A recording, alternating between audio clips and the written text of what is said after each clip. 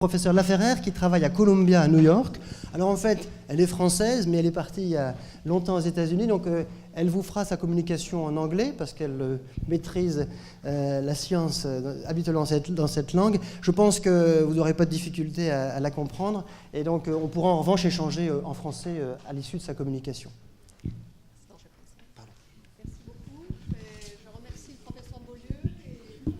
Avoir invité aujourd'hui. Je crois que le micro marche maintenant. Oui. Non, c'est bon, ça marche. Donc, je vais effectivement continuer en anglais parce que mon français, je suis lyonnaise d'origine, mais j'ai un petit peu perdu mon français scientifique parce que c'est plus facile pour moi de présenter en anglais. Mais enfin, le support diapositive devrait aider. Je n'ai pas de diapo de conflit d'intérêt, mais je n'ai pas de conflit d'intérêt. Donc, voilà, donc je travaille depuis 8-9 ans sur les mécanismes de rémission du diabète après la chirurgie bariatrique, essentiellement après le modèle bypass. Moi, je suis endocrinologue de formation, donc je m'intéresse énormément aux hormones intestinales et je vais vous montrer quelques résultats d'expérience où on a essayé de comparer la chirurgie avec la perte de poids. So I'm switching to English now. This is the slide that François Patou showed you. With the weight loss after 20 years after different types of bariatric surgery in the SOS Swedish study. And I think it's very important to look at the fact that the surgery, the effect on weight loss is extremely important and is sustained over time. Therefore, it's very hard to separate the endocrine, the other mechanism compared to weight loss. Here is a slide that summarizes various effects of different type of bariatric surgery on the remission of type 2 diabetes. Gastric bending, which is a purely restrictive surgery, works essentially with weight loss. So if there is weight loss, there is remission of type 2 diabetes. There is no weight loss, there is no remission of type 2 diabetes. And the percentage of remission is directly proportional to the weight loss. After gastric bypass or biliopancreatic diversion, there is a greater percentage of patients achieving a remission of type 2 diabetes. But as it was said in the previous presentation, the effect is very rapid. It's almost at the time of the surgery that the glucose level normalized in the hospital before the patient is discharged from the hospital. So there's something independently of weight loss that must happen in the surgery. So gastric bypass surgery, and I'm going to focus only on this model of surgery today, result in a severe caloric restriction, at least initially, and then, of course, weight loss almost immediately. That decreases the insulin resistance and improves insulin sensitivity. First, the hepatic insulin sensitivity at the liver level, and then, after more weight loss, the peripheral skeletal muscle insulin sensitivity. Any weight loss would do that. The question is there something else that explains why, after gastric bypass, there's an improved glucose metabolism? So I'm going to talk about two different areas. I'm going to talk about the gut incretins, GLP-1 and GIP, and also I'm going to talk about the branched-chain amino acids. In order to answer the question, is it the surgery, or is it the weight loss, or is it the anatomical remodeling of the gut, or is it the weight loss? We designed this experiment where we took individuals with type 2 diabetes. This was not a randomized study, and we studied a group of them before and after gastric bypass surgery, after 1 month after gastric bypass, after they lose 10 kilograms of body weight. And then we included another group of patients perfectly matched with the patient of the gastric bypass. We had them lose weight by diet, the same amount of weight loss, 10 kilograms, and we studied their insulin sensitivity, their insulin secretion, their incretin levels, the incretin effect, and we also measured the branched-chain amino acids. This is the characteristics of the two groups of the patient. This is the diet group, and this is the gastric bypass group before the intervention. The age was about 46.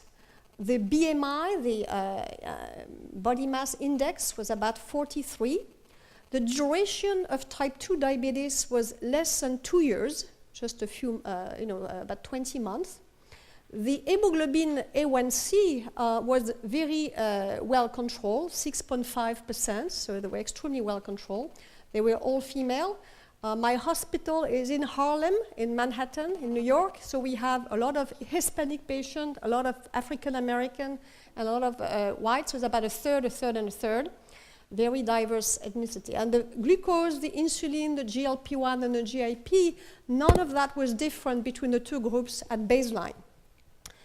We went on to give them a glucose tolerance test. We give them 50 grams of oral glucose, and we measure the incretin levels during the oral glucose tolerance test. So this is the time here, this is the level of GLP-1 here, and we give them at time 0, 50 grams of glucose in a drink of 200 ml.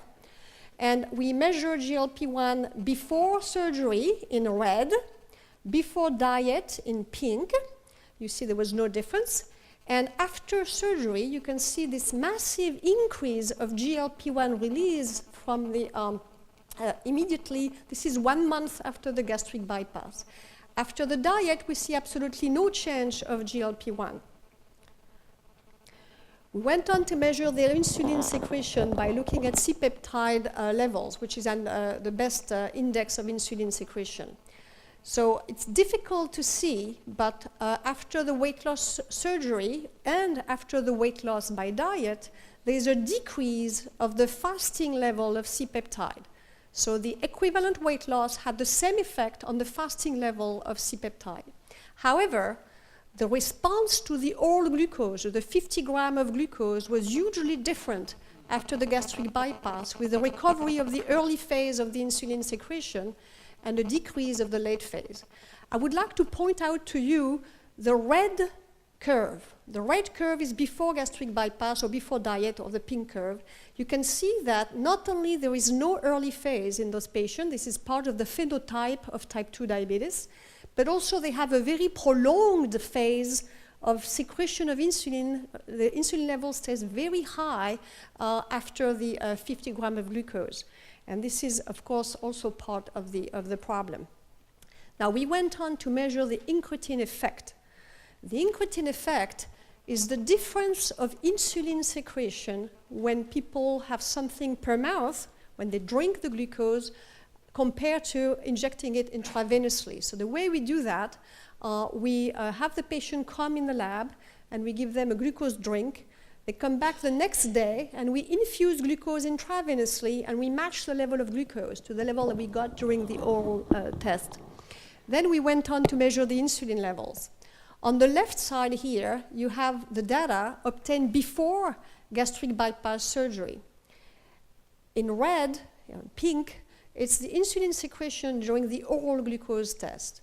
In gray, it's during the intravenous matched glucose levels. You can see there's a very small difference here. This is also part of the phenotype of type 2 diabetes, where they have an impaired incretin effect on insulin secretion. We remeasured that a month after gastric bypass surgery, and we have a normalization of the incretin effect. This is how it looks like in people who do not have type 2 diabetes. It's a huge difference, which is responsible for about 50% of insulin secretion postprandially. We did the same thing after the diet, and I'm just showing you here this graph to show you that the incretin effect increased exclusively after the gastric bypass surgery, but not significantly after the diet, after 10 milligrams. Now let's look at the glucose levels. Glucose levels here, and they're in milligrams per deciliter, over time during the OGTT, the oral glucose tolerance test. Again, look first at the fasting levels. Both the diet and the bypass in red and pink decrease their fasting glucose equally and significantly. So weight loss by caloric restriction works very well also on blood glucose control. What François was showing with this curve of blood glucose, we've seen the same thing. In other words, the peak of the glucose appearance in the blood, instead of being here, it's shifted to the left. It's much faster after gastric bypass in yellow. What's also very interesting is that the postprandial glucose is hugely decreased after gastric bypass. And we think part of that is part of the accelerated gastric emptying after gastric bypass. We went on to repeat the experiment of matched weight loss in a group of gastric bending on the right here. And we studied them before and after 10 kilogram weight loss after the gastric bending. And again, just to show you that although after bypass you have an increase of GLP-1 and an increase of GIP, after gastric bending there is no change in the incretin. So the effect is really not weight loss dependent, it's really part of the surgery. So this is the model that we're working with. We have gastric bypass that induces weight loss and that improves diabetes. We also have an effect of gastric bypass on the incretin that is an additional plus for the improvement of type 2 diabetes.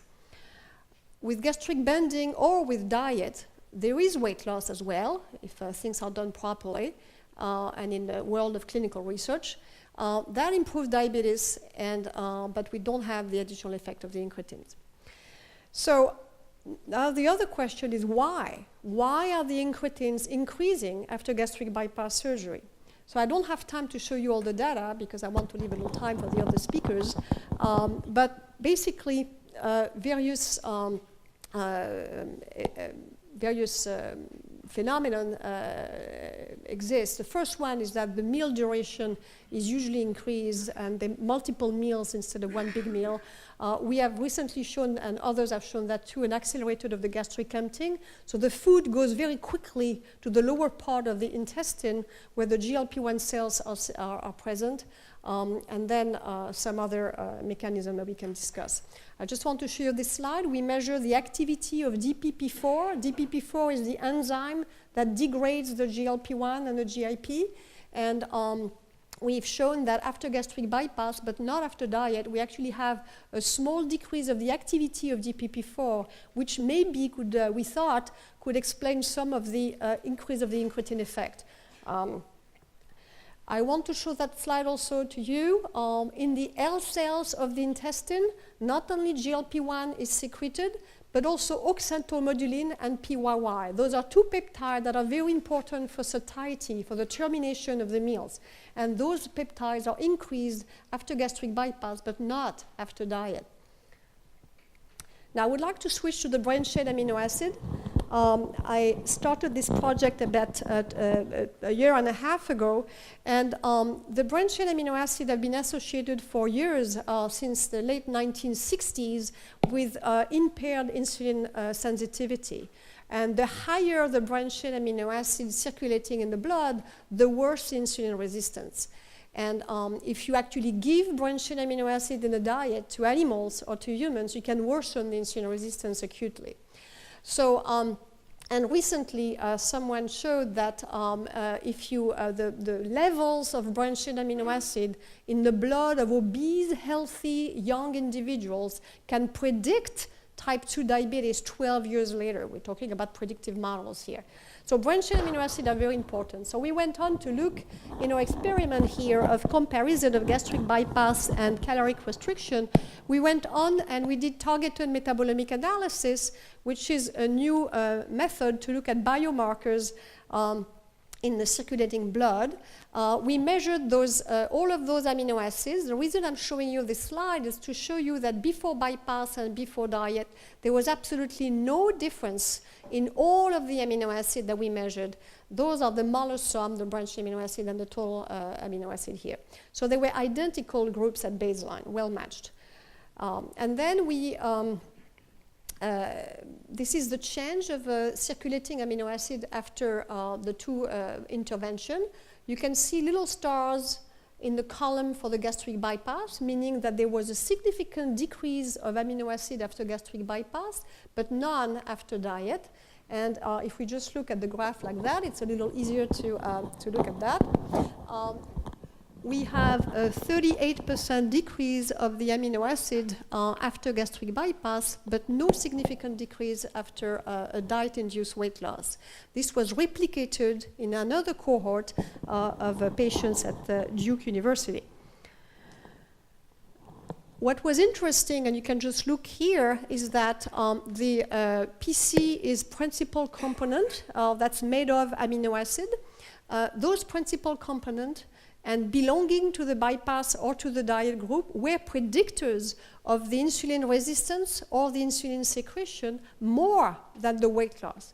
To us, this told us that there was something else than weight loss that was more powerful, maybe, after bypass. And this was also shown by Karine Clément and her group, and Xi Lynch similarly. And I'm going to pass on that just to go a little faster. So basically, we have those mechanisms happening after bypass. Many studies, including some studies from Dr. Mingrone, have shown an improvement of insulin sensitivity after bypass studies.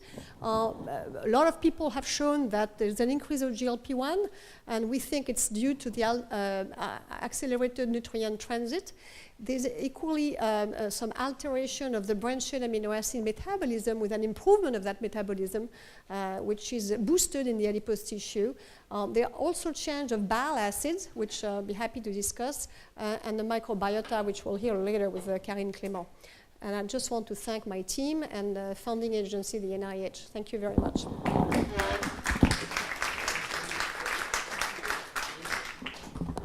Merci beaucoup. Donc, je suis certain que cette communication, ces résultats vont soulever des questions. Madame Mingron. Very, very interesting talk, as always. And may I ask you if the decrease of branched chain amino acid was correlated only with the hepatic insulin resistance, I mean with the HOMA-IR, or also with the peripheral insulin resistance, like with OGTT? So we actually, it was also correlated with the ISI from the OGTT. We did not do clamps, so we don't have the peripheral skeletal, but with ISI and HOMA, yes, both of them. Mm-hmm. Thank you.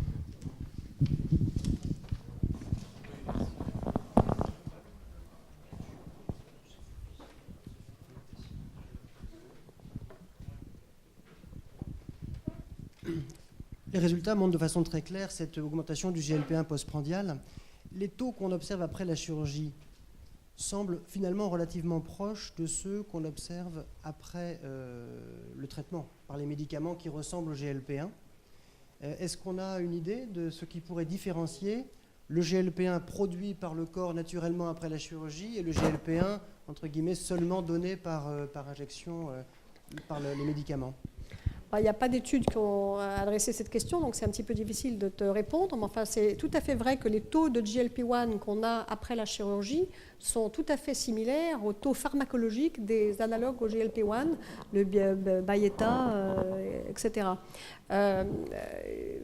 Je pense que la sécrétion endogène est supérieure aux médicaments, parce que le médicament entraîne des antigènes, des anticorps. Il y a une certaine immunité contre ces peptides et c'est le gros problème des traitements peptidiques. C'est même l'insuline. Enfin, ça n'empêche pas l'efficacité forcément du peptide administré, mais il y a de l'immunogénicité. Oui. Merci beaucoup Blandine. Moi j'avais une question sur justement cette question des incrétines et je pense que c'est important de souligner que, enfin tu le montres très bien et que d'autres l'ont montré, que certes il y a une amélioration, donc ça c'est net et c'est répliqué dans toutes les études, mais vraiment le rôle de cette augmentation des incrétines sur la rémission du diabète et l'augmentation du diabète, je trouve que c'est important de dire que finalement actuellement on n'est pas sûr en fait que c'est un réel effet sur des effets métaboliques en fait, de la chirurgie bariatrique. Tout à fait, je crois que c'est quand même très très important de le dire aussi. Pour le moment, c'est des associations. On a d'un côté l'augmentation des incrétines en postprandial, de l'autre côté une rémission du diabète. Et comme on aime bien mettre tout ça dans une petite histoire et raconter une belle histoire. Donc c'est vrai. Je crois qu'il y a une expérience qui montre qu'il y a un effet de cette augmentation postprandiale en GLP-1. Ça a été fait par une équipe de Cincinnati qui a donné un bloqueur du récepteur au GLP-1 qui s'appelle l'Exandi 939.